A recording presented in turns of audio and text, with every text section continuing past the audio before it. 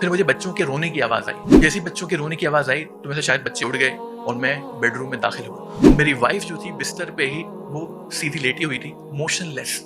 She was not moving.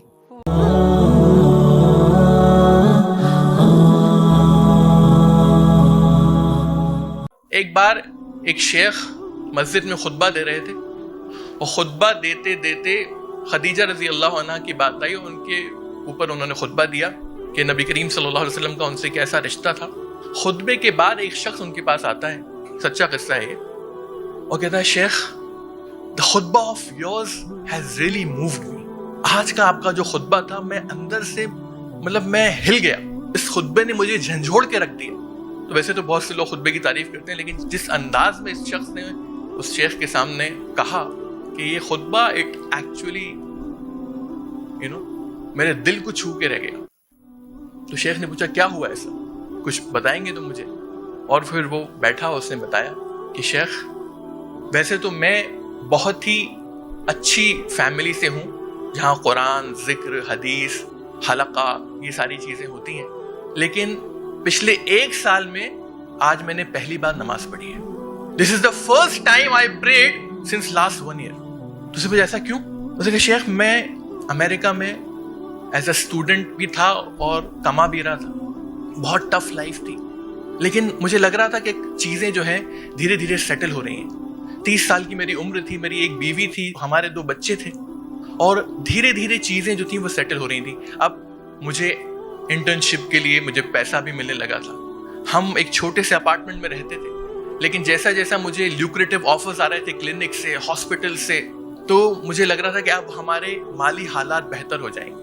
میرے کچھ goals تھے, میری بیوی کے کچھ گولز تھے, کچھ مقاصد تھے. مجھے لگ رہا تھا کہ اب ہم ان مقاصد کو پا جائیں گے, وقت آ گیا ہے. اور دھیرے دھیرے چیزیں ٹھیک ہوتی جا رہی تھیں. ہم نے ایک نیا اپارٹمنٹ بھی دیکھا. ہمارے پاس ایک پرانی کار تھی, یوزڈ کار. نیا اپارٹمنٹ دیکھا ہم نے کہ جہاں پر بیک یارڈ تھا, جہاں پر ہمارے بچے جو ہے کھیل بھی سکتے تھے. چھوٹے اپارٹمنٹ میں کھیلنے کی جگہ نہیں تھی, لیکن ہم نے اب جیسے ہی ہمارے پاس پیسے آئیں گے, جو بھی ہم نے جمع کیا ہے ابھی تک, اب ہم یہ نیا اپارٹمنٹ لے لیں گے. ہم نیا اسکول بھی دیکھ رہے تھے بچوں کے لیے. سارے جو پزل تھا وہ بالکل ٹھیک ہوتا جا رہا تھا. چلے ایک دن میں ہاسپٹل سے انٹرنشپ کے دوران گھر جلدی آئے. جس وقت پہ میں آتا ہوں اس وقت سے پہلے, اور جب میں آتا ہوں تو میری بیوی جو ہے اس وقت پر ہمارے بچوں کو سلاتی ہے. They usually take a nap at that time. چلے میں اندر آیا, میں نے سلام کیا, کوئی دکھا نہیں. میں سمجھا اندر وہ جو ہے اپنے بچوں کو سلا رہی ہے. میں نے کچھ کھایا پیا, پھر مجھے بچوں کے رونے کی آواز آئی. جیسی بچوں کے رونے کی آواز آئی تو میں سے شاید بچے اڑ گئے اور میں بیڈ روم میں داخل ہوا. اسی کا میں بیڈ روم میں داخل ہوا تو بچے جو ہے وہ رو رہے تھے بستر کے اوپر, اور میری وائف جو تھی بستر پہ ہی وہ سیدھی لیٹی ہوئی تھی, motion less. She was not moving. کیونکہ میں ڈاکٹر تھا, میں نے جا کر اس کو چیک کیا, میں نے ہلایا اس کو, اس کی باڈی کو, اس کی نفس دیکھی, اینڈ آئی ریئلائز, مجھے احساس ہوا کہ شی پاسڈ اوے. اس کا انتقال ہو چکا ہے. اس نے کہا میں کچھ دیر کے لیے مجھے لگا کہ سب کچھ میرا چلا گیا. میں سمجھ ہی نہیں پا رہا تھا کیا ہو رہا ہے میرے ساتھ. میرے بچے رو رہے تھے, مجھے ان کو گود میں بھی نہیں اٹھا پایا. اس نے کہا کہ فیونرل ہوا, جنازے کی نماز ہوئی. جنازے کی نماز ہونے کے بعد جو ہے میں 2 ہفتے میں صرف بند کمرے میں رہا. میں باہر نہیں نکلا. میں نے اپنے بچوں کو گود میں بھی نہیں لیا ان 2 ہفتوں میں. I barely ate. میں نے کھانا تک نہیں کھایا صحیح سے. I barely slept. میں سو بھی نہیں پایا صحیح سے 2 ہفتے. میں صرف کمرے میں بند تھا اور لائٹ بھی نہیں جلائی میں نے. مجھے ایسا لگ رہا تھا کہ میرا سب کچھ ختم ہو گیا, کچھ نہیں بچا. میں اپنے بچوں سے کیسے کہوں گا کہ تمہاری ماں نہیں ہے؟ اب تم کسی کو اپنی ماں نہیں بلا سکتے. ان 2 ہفتوں میں نے اپنے بچوں کو ایک دفعہ بھی گود میں نہیں لیا, گود میں نہیں اٹھایا میں. اور مجھے لگ رہا تھا کہ میری زندگی اب میں کیسے دوبارہ سب کچھ ٹھیک ہو پائے گا, کیسے دوبارہ نارمل روٹین ہوگا, مجھے کچھ سمجھ میں نہیں آ رہا تھا. My life did not make any sense to me. اور کہہ رہا تھا کہ اس میری وائف کی موت کے بعد ایک چیز جو میرے ساتھ ہوئی, آئی لاسٹ مائی ایمان. میرا اللہ پر ایمان چلا گیا. کہ میرا بھائی جو تھا وہ ماشاءاللہ دینی تھا, اور وہ اس نے اس دوران جب میں انکیپیبل تھا اپنے بچوں کو ٹیک کیئر کرنے کے لیے, میرے بھائی نے میرے بچوں کی دیکھ بھال کی.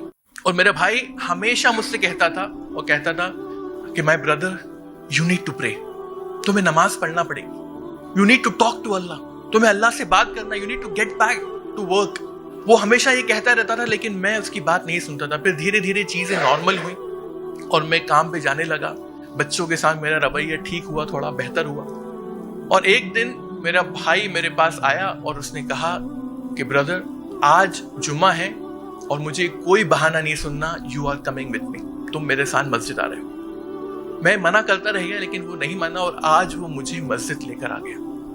अगले जब मैं मस्जिद आया, मुझे नहीं पता था इस मस्जिद में आने के बाद मेरा क्या रिएक्शन होगा, क्या होगा मेरे साथ, इसका रिजल्ट क्या होगा, इसका आउटकम क्या होगा। लेकिन जब मैंने खुतबा सुना नबी करीम सल्लल्लाहु अलैहि वसल्लम और खदीजा रज़ी अल्लाह अन्हा के बारे में आपसे, तो उसने कहा कि मुझे फिर एहसास हुआ कि माय नबी, मेरे प्रॉफिट, मेरे नबी जो थे वो भी इन हालात से गुजरे थे। He also went through the same thing. उन्होंने भी he also felt my pen, जो पेन मैं महसूस कर रहा था मेरे नबी करीम सल्लल्लाहु अलैहि वसल्लम भी उस पेन से गुजर चुके हैं। उन्हें भी इस बात का एहसास था कि अगर किसी की अपनी खुद की वाइफ का जब इंतकाल होता है, उनके बच्चों की कोई मां नहीं रहती, तो वो कैसा महसूस होता है। My profit he went through that stage, I felt related to him, मुझे लगा कि आई कनेक्टेड विद हिम, मैं अपने नबी से जुड़ गया आज के खुतबे के बाद। और फिर आई रियलाइज्ड कि अगर नबी करीम सल्लल्लाहु अलैहि वसल्लम if he can go on like a normal human being after the death of his wife and the mother of his children, so can I. अगर नबी करीम सल्लल्लाहु अलैहि वसल्लम इन हालात से गुजर के भी अपनी जिंदगी आगे उनकी गुजरी और उन्होंने बाकी के जो अचीवमेंट्स थे अपनी लाइफ की वो किए, तो मैं भी ये काम कर सकता हूँ। अगर मेरे प्रॉफिट ने ये किया तो मैं भी ये काम कर सकता हूँ। तो ये महसूस करना कि नबी करीम सल्लल्लाहु अलैहि वसल्लम किन हालात से गुजरे, मतलब एक इंसान जब उन हालात से गुजरा और जब उसे पता चला कि मेरे नबी भी उन हालात से गुजरे, तो वो अपने आप को कनेक्ट कर पाया, रिलेट कर पाया।